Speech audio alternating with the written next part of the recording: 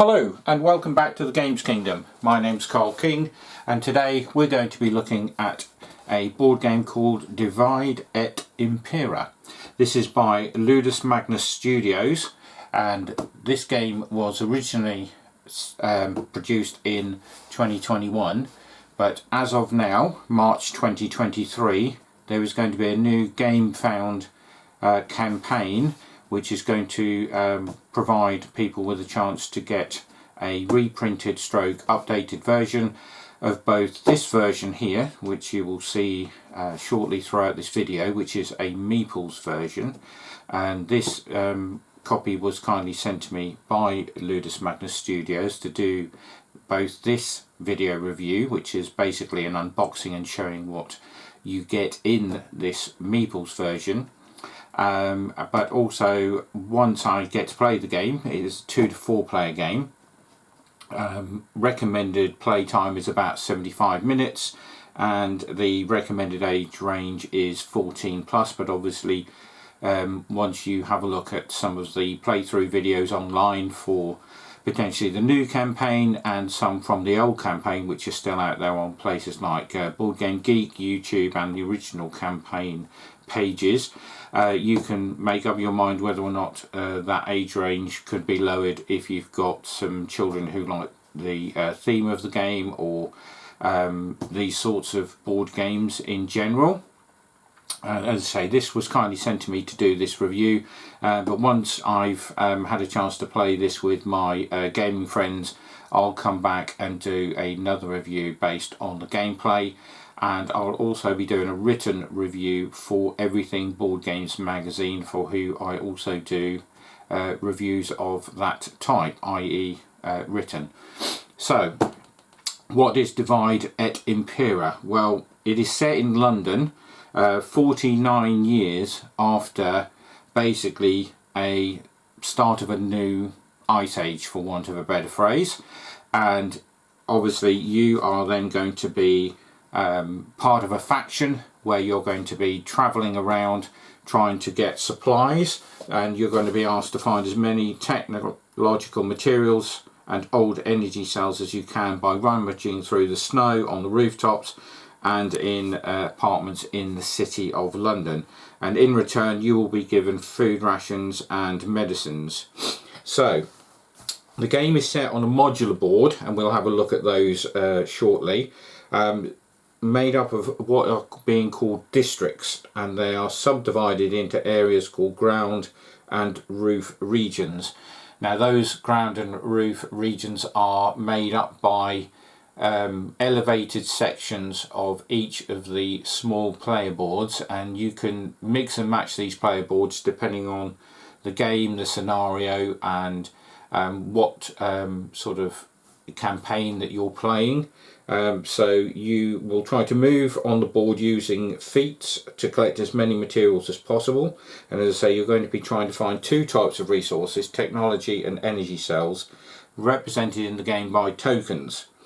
These materials can be used to buy items in various markets, which you can use to improve your skills, or they be kept until the end of the game to convert them into food and medicine supplies, which are victory points. So at the end of each turn you will be asked to satisfy the purebreds' requests through public missions that everyone can undertake if the prerequisites are met. So powerful purebred drones will be assigned to help you, but beware of your opponents as they might steal them and use them against you. So a game of Divide Et Impera will last 4 turns. Each of those will be structured into 3 phases, and at the end of the 4 turns the player with the most supplies will survive and win the game. So quickly, we'll give you a quick run through of the rule book, and this will show you obviously what you get in the box, and then in a minute or two we'll have a look at those components. So as you can see here, you've got your table of components and everything is listed. You've got your game boards. So each of these game boards, as I say, are elevated either onto 1, 2 or 3 levels, and again we'll show you those in a minute, but you then make up that board by putting the smaller boards into a certain configuration based on the game or scenario that you're going to play.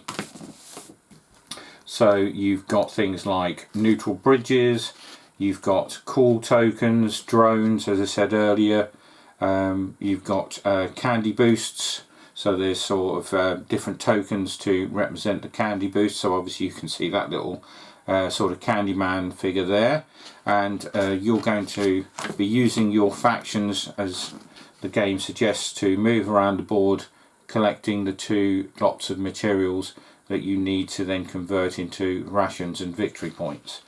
So you've got your outposts and markets, so again you'll be able to sort of convert some of these things during the game, or keep them, as it says, to convert to the victory points at the end. So you'll have to make certain choices, just as if you were out there in the wilds and trying to survive in the cold and snow. So then you've got your purebred missions. So as you can see here, you've got your different mission boards, you've got your cards, your turn markers, your supply boards, your faction pads. So as I say, we'll show you all of these in a bit. And then you come on to the factions themselves. So there are, as I say, it's a game for 2 to 4 players, so you get enough components for up to 4 players currently in this particular version that I've been sent. Then you've got your leaders and your scrapper. Then you've got your feat selection and your reference sheets. So again, you get extra little bits and pieces just to sort of help you out through the game. And then you come on to game rules. So this will tell you how things work, so how your player turn sort of evolves.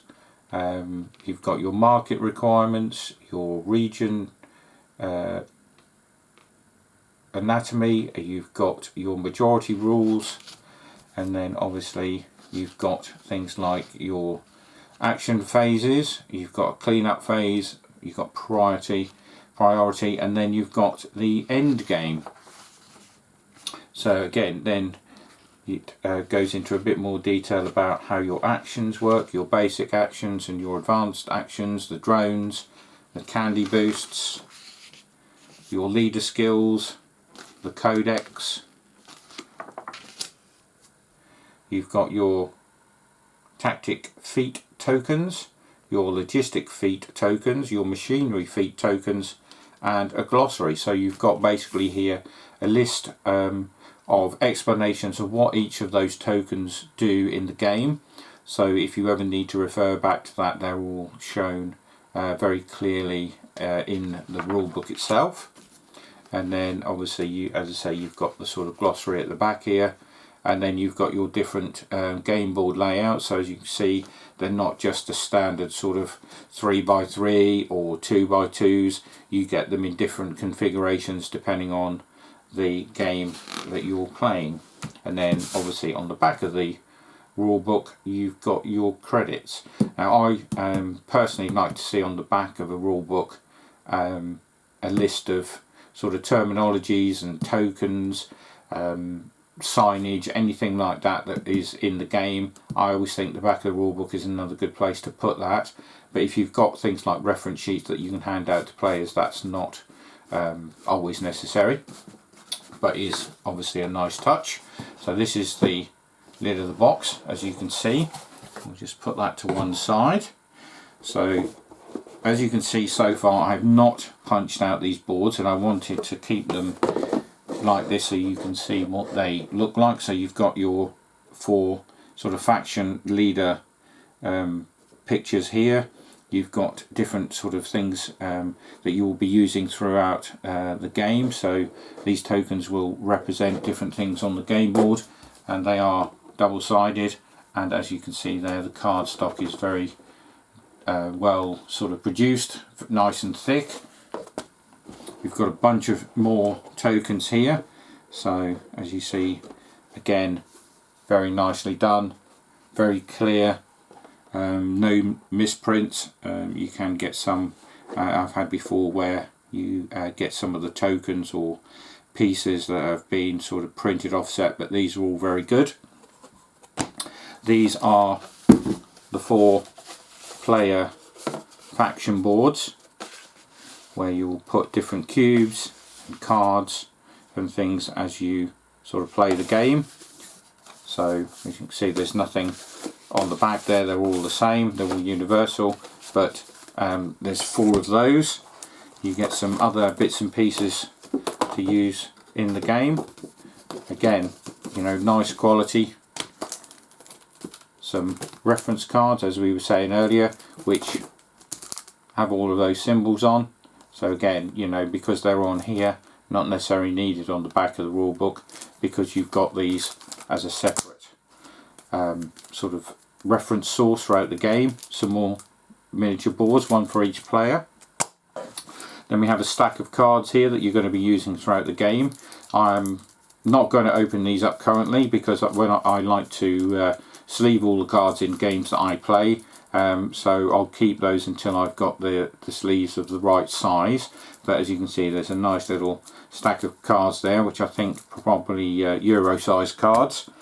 You've got some sort of coloured clear cubes, and then you have different coloured meeples. Now there is a miniature version to this game, and the miniatures are very nice. So as I say, you can go and check out the GameFound page for the upcoming campaign. It's up there now, and it will give you the date of when the not Kickstarter but GameFound campaign is going to launch. But as I say, it is now March 2023, and it's going to be launching within the next few weeks as far as I am aware. So you can check out, you can I believe still purchase through the campaign. There's going to be the meeple and all miniature versions available, and I'm not sure, but there may be some additional sort of add-ons and or expansions available for the game itself. So before we finish, we'll have a quick look at what we did for the boards. So what you get is you get 2 sheets of these double-sided self-adhesive discs.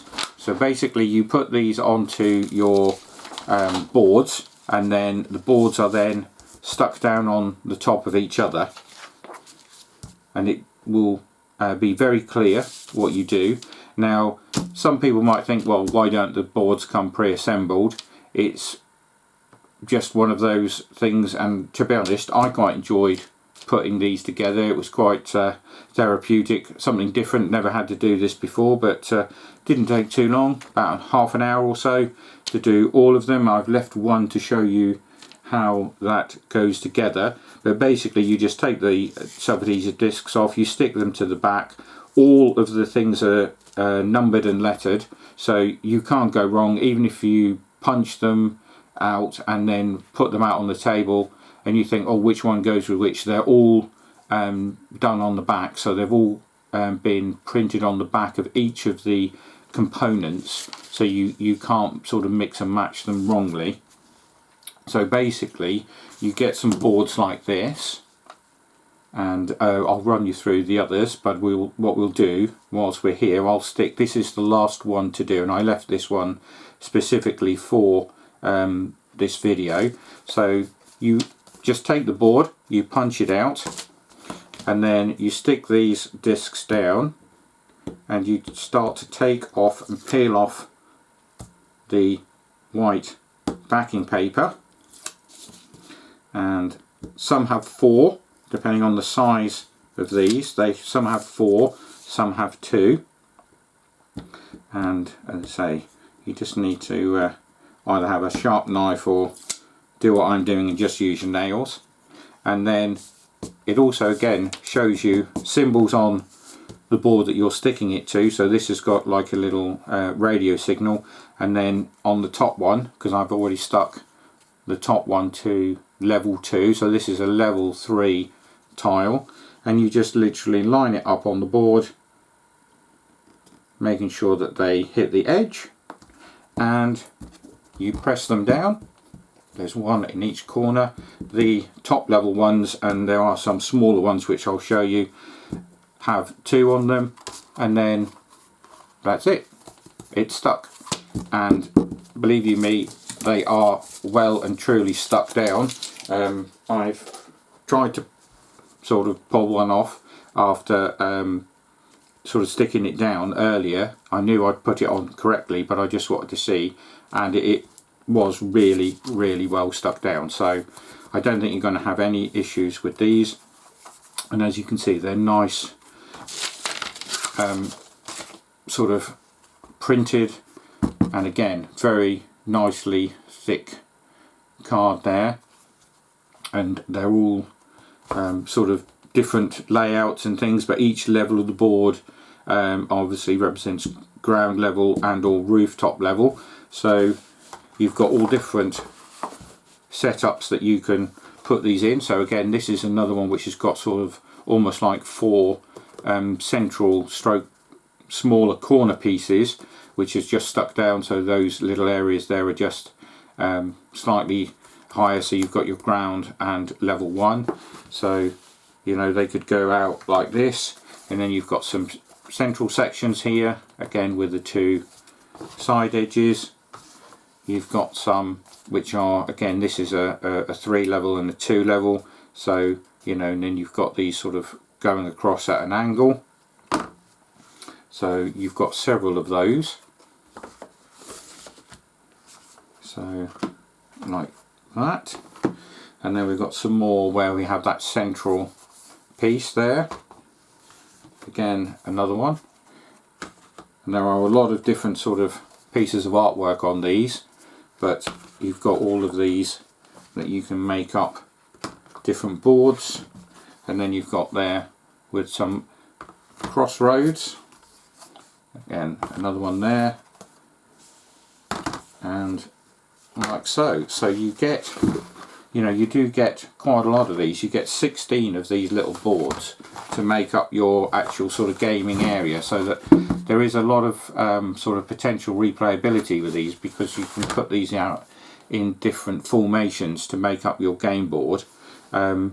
So you know, it's very well done, and as I say, I didn't mind having to put these together, and you know, they're all numbered differently on the back, so you know, it'll tell you how to use them in the game.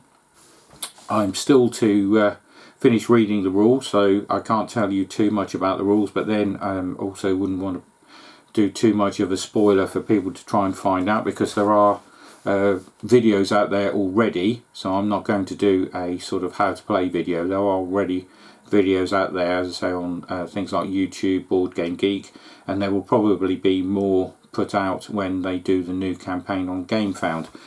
So, but if you like the look of this, and if you're like me, I've been watching a Netflix series called Snowpiercer, which is a video series regarding sort of the end of the world, which sort of tried to sort out the climate crisis that caused another ice age on the planet. So the theme of this to me is very appealing, so I'm quite excited to get this to the table and see how it plays. I'm going to watch some of those videos myself. I haven't sat and watched them yet. I want to do this first, and then I'm going to watch a few of the videos and then try and get it to the table in the next few weeks. So as I say, once I've done that, I'll come back with a follow-up video of how that was, and also do a written review. But yes, Ludus Magnus Studios, Divide Et Impera, coming to GameFound very shortly. So if this is something that you think might interest you and or your game group, then go along, check it out, and see what the gameplay is all about. And until we do another one of these, it's bye for now.